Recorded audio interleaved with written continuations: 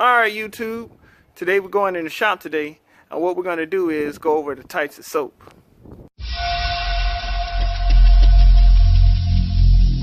Every single day I'm gonna make something great. That's my way.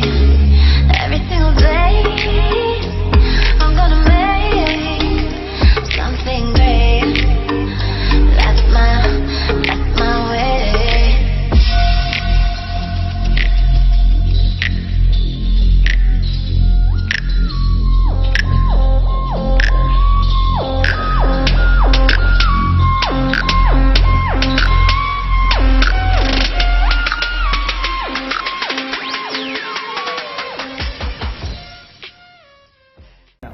We have basically the four types.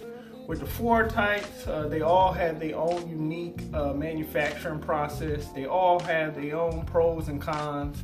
Many people may ask about which ones they want to do, and we're basically going to break that down. Alright, what up? Basically, when it comes down to the types of soaps, when it comes to soap bars, there are four types of soap.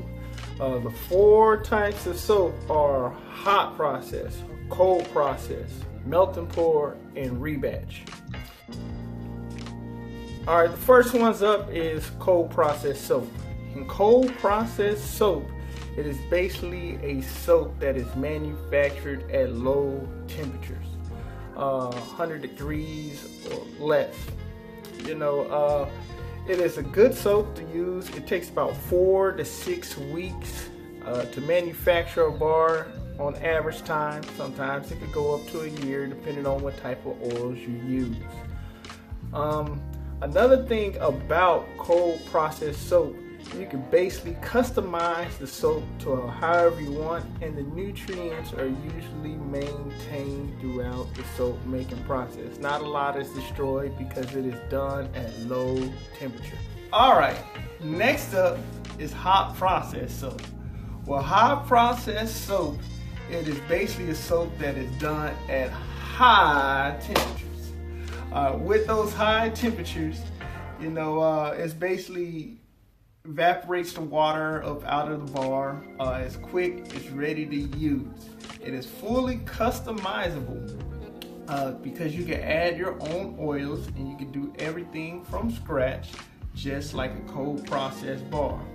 But one of the drawbacks is since you're doing things at high temperatures, some of the properties may be lost. Not fully, because there are plenty of great hot processed bars out there.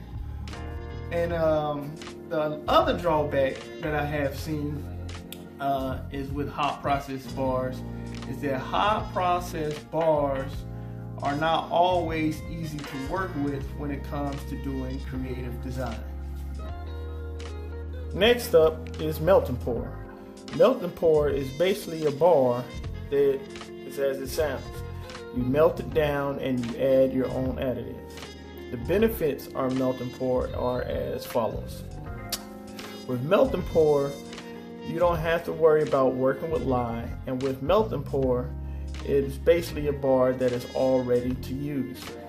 The drawbacks of melt and pour are that you cannot fully customize it since it is a bar that was already pre-made. You have to work within the ingredients of the melt and pour batch that you choose.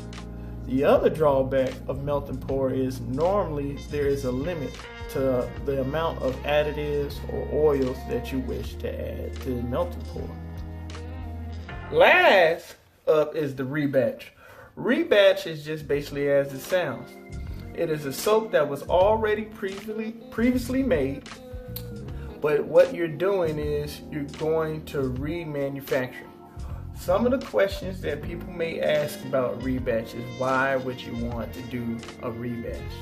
The reason why you want to do a rebatch is because the bar didn't come out right doing your cold process or a hot process method, and then you want to remake it, or the bar was a hot bar or lye heavy bar and you need to make something else.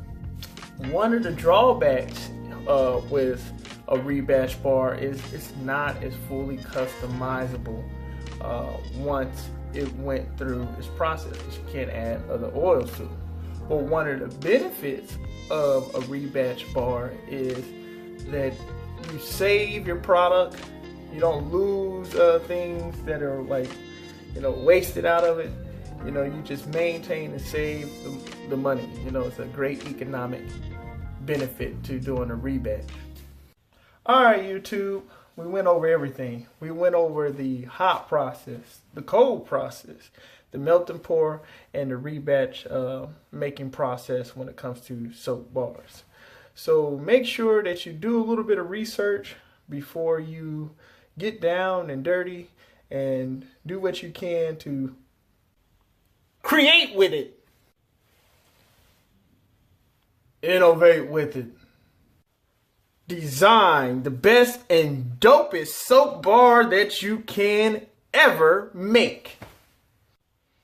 So choose wisely, because you're gonna have to work with it.